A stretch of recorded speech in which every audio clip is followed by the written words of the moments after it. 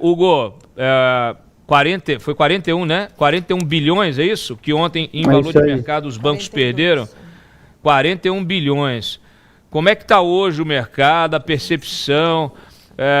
Ontem você me falou que o pessoal estava caindo a ficha ainda. Eu quero saber se já caiu a ficha.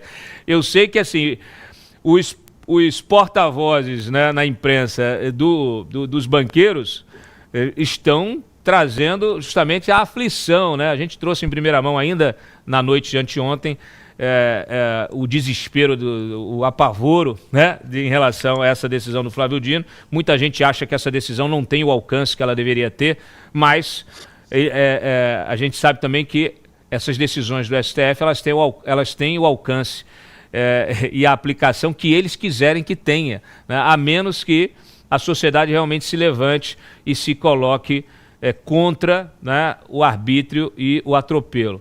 Por favor, a tua visão aí, como é que está essa situação no mercado hoje?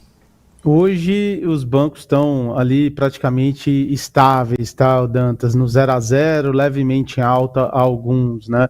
Ontem o dia foi marcado por uma correção muito forte, né, uma desvalorização muito forte pela notícia e pela discussão do STF a respeito do cumprimento ou não da Lei Magnitsky, e o mercado ele procura ser eficiente conforme as notícias e avaliações vão saindo, e claro, também baseado no passado. Então o que a gente viu ontem foi uma queda na média ali entre 4% e 5% de cada instituição financeira, e aí o mercado, o Dantas e o pessoal que está aqui nos assistindo, ele procura alguns referenciais. Então, nós vimos aí em 2014 uma instituição europeia sendo sancionada, né, tomando multa, pelo descumprimento da sanção. Quando a gente faz a conta, né, a gente está falando ali de 9 bilhões de dólares do BNP Paribas. Na época, isso foi 10% do valor patrimonial do banco. Tá? Quando a gente joga isso a mercado, foi por volta de 5%, 6%. Então, o que a gente viu ontem, talvez seja o mercado entendendo, olha, pode ser que seja sancionado por algum tome multa por algum descumprimento e colocou isso no preço como essas referências. Teve outras empresas, como o ING, né, o banco holandês tomou 900 milhões de dólares de multa, foi 2% do patrimônio líquido em 2018. A gente teve o Standard Chartered da Inglaterra tomando em 2019, foi 3% do seu patrimônio líquido. Então o mercado ele tenta antecipar e conforme a gente estava discutindo ontem, a Faria Lima está meio que em catarse.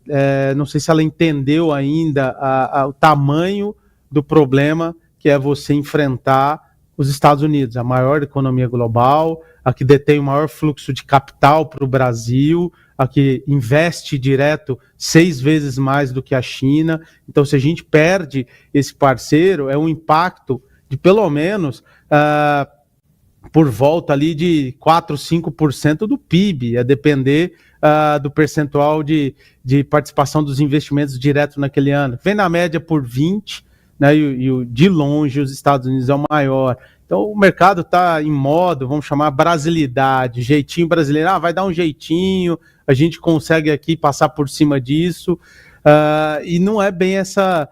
nos Estados Unidos não tem o jeitinho brasileiro, se colocou a lei e a regra, né, os bancos que querem continuar operando lá precisam seguir essas regras, se não seguirem, ou vão vender os ativos que existem por lá, ou vão tomar multas, e as multas são pesadas, como a gente viu, e o mercado tentou colocar isso no preço ontem. Hoje, volta à normalidade, vamos dizer assim, esperando por novos indicativos, comentários, se os bancos estão seguindo ou não estão, eventualmente se tem algum movimento político por trás para, obviamente, trazer alguma notícia positiva ou negativa nesse lado, tá, Dantes? Então, o que a gente observa no mercado de capitais, essa busca por eficiência, mas o Brasil, por ser um país emergente, ele é bem ineficiente em relação a um Estados Unidos, a uma Europa, um mercado mais desenvolvido. Então ele acaba gerando um ambiente mais volátil, né, que oscila muito, tanto para cima quanto para baixo, nessa tentativa de entender os impactos, mas o pessoal ainda está bem cético, e a recomendação, pelo menos as discussões que nós temos aqui, é para não ser cético e entender que o impacto é grande se não for cumprido. Aí a gente tem outros fatores depois. Você pode ser desconectado do SWIFT, aí a morte do banco, da instituição.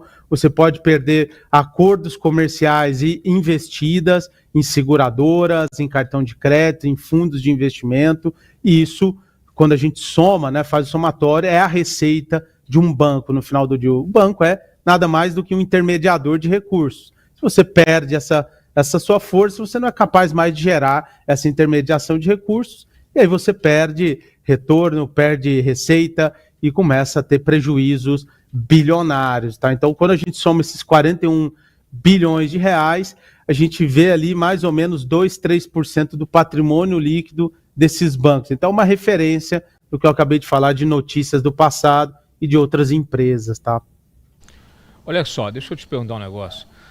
A gente sabe que vários desses grandes banqueiros aí, pelo menos os mais poderosos, eles têm uma interlocução, sempre tiveram uma interlocução, tanto com a política como com o judiciário. Até porque eles, volta e meia, essas instituições financeiras, elas precisam, né, recorrem ou são recorridas no STF. Nós já tivemos aí até escritório de sobrinho de ministro atuando, né? Nós temos grandes causas, muitas vezes os bancos não são diretamente afetados, mas são indiretamente afetados porque eles financiam operações, né, muitas vezes de infraestrutura ou de compra, de fusão de grandes companhias. Eles muitas vezes estão por trás de operações que são questionadas e que vão parar nas mãos desses ministros, né? Então a gente sabe dessa relação. Eu fico aqui me perguntando, e eu quero saber o que você está ouvindo aí, porque para sobreviver, os ministros me parecem que estão soltando a mão dos banqueiros. Eles já estão será que eles já estão se sentindo órfãos?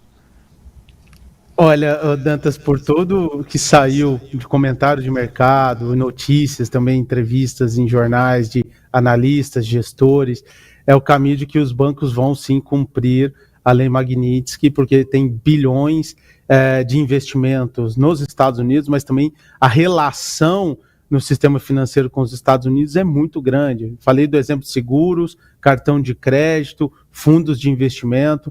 Então, boa parte da receita do banco é originada de intermediações e relacionamentos com os Estados Unidos. Então, uma instituição financeira sem os Estados Unidos dificilmente vai ter rentabilidade ou sustentabilidade no longo prazo para fazer suas operações. Então, o que a gente vê é os bancos vão cumprir. A gente já viu sinalizações de bancos privados falando isso. Bancos públicos soltaram algumas notas mais blasés, vamos chamar assim, né? Tentando sinalizar que vão, mas com receio por conta da influência política lá dentro, mas no fim do dia ou faz ou vai acabar destruindo o patrimônio de investidores, acionistas e, claro, de clientes. Se o banco ficar ilíquido, obviamente ele precisa ser socorrido em determinado momento ou até uma intervenção. Então você tem que ter um cuidado e uma diligência muito grande, que você impacta a economia no todo brasileira, né? Lembrando que o Brasil não tem grandes poupanças, né? A população não poupa muito e depende muito de crédito, depende muito de financiamento. Então, se você tem um sistema financeiro impactado, você dizima a economia brasileira. Então, é super importante que os bancos mantenham e tenham essa diligência e esse cuidado, e eles têm proteções internas, né? Tem o PPE, que é a pessoa politicamente exposta, tem o compliance, eles podem inventar N desculpas que o Supremo Tribunal não tem como passar por cima disso, são tratados e acordos bancários globais vinculados ao SWIFT, que os bancos têm que seguir esses acordos. O exemplo é a Basileia. Se o banco descumpre uma Basileia, ele toma punição, ele deixa de fazer operações. Então, enfim, você acha que eles não vão seguir essas regras? É óbvio que sim. Aí o que a gente tem que acompanhar agora é como é que esses ministros vão se portar quando receberem essa notícia do desligamento total deles do sistema financeiro. É uma verdadeira luta pela sobrevivência, como a gente colocou aí na tarde, né? Porque os banqueiros precisam sobreviver. Para sobreviver, eles precisam cumprir a Magnitsky. E os ministros, para sobreviver, precisam que eles não cumpram, né? Ou que eles descumpram a Magnitsky. Então a gente tem aí um dilema inédito na história desse país, né? Ontem nos debruçamos muito nessa questão aqui, voltaremos nessa questão. Aliás, Hugo, eu sei que você hoje veio aqui porque eu te pedi em cima do lance, em cima da hora, você não tem o horário todo, mas já está convidado para voltar, para a gente poder aprofundar. A gente ainda tem muita coisa para acontecer. Estamos esperando também como que os Estados Unidos vão reagir, como o governo Trump vai reagir, né, a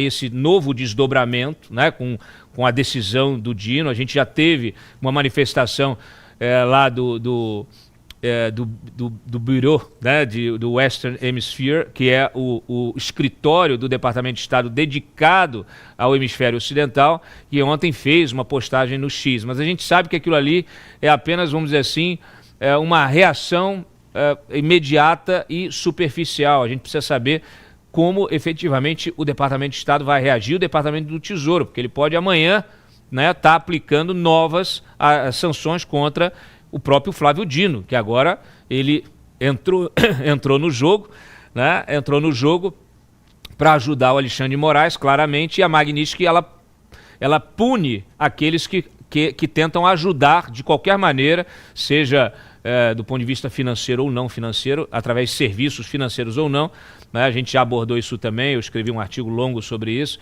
mas qualquer pessoa que tenta ajudar um sancionado pela Magnitsky acaba sendo sancionado também. Então a gente precisa entender o desdobramento disso. Se o Cristiano Zanin vai efetivamente se manifestar, eu acho que a gente precisa aguardar, porque o Flávio Dino, de alguma maneira, ele cruzou o caminho do Cristiano Zanin, que está com recursos na mão dele, que questionam justamente a aplicação ou não da Magnitsky, e aí de uma forma objetiva, clara, né? Me parece que o Flávio Dino, não sei se combinado ou não, tentou usurpar da competência ali, mas essa é uma questão que talvez coloque também toda essa reação, né? A gente teve uma reação inicial ontem e hoje o pessoal está esperando assim, a gente não sabe se essa decisão do ministro ela se aplica efetivamente a Magnitsky, porque não está claro, ele não deixou isso claro, ele nem poderia se manifestar sobre isso, porque não é relator do caso, não é prevento nesse caso, então está um pouco aquela coisa assim, olha, ele tenta com essa decisão, mas essa decisão efetivamente, tecnicamente, ela não se aplica a isso aqui. Então vamos aguardar o Zanin para ver o que o Zanin fala. Vamos aguardar os Estados Unidos para ver como é que o governo americano reage, né? Então acho que agora a gente está nesse compasso de espera efetivamente, né? É isso, Dantas. Então conte com a gente aqui participando da live para falar de mercado e passar a impressão e a visão a respeito da Magnitsky, mas também desses eventos políticos que no fim do dia, como você bem colocou, dá para chamar de promiscuidade entre STF e instituições financeiras, é que nos trouxe aqui nesse momento. Então a gente sim vai trazendo aqui para vocês essas atualizações sempre.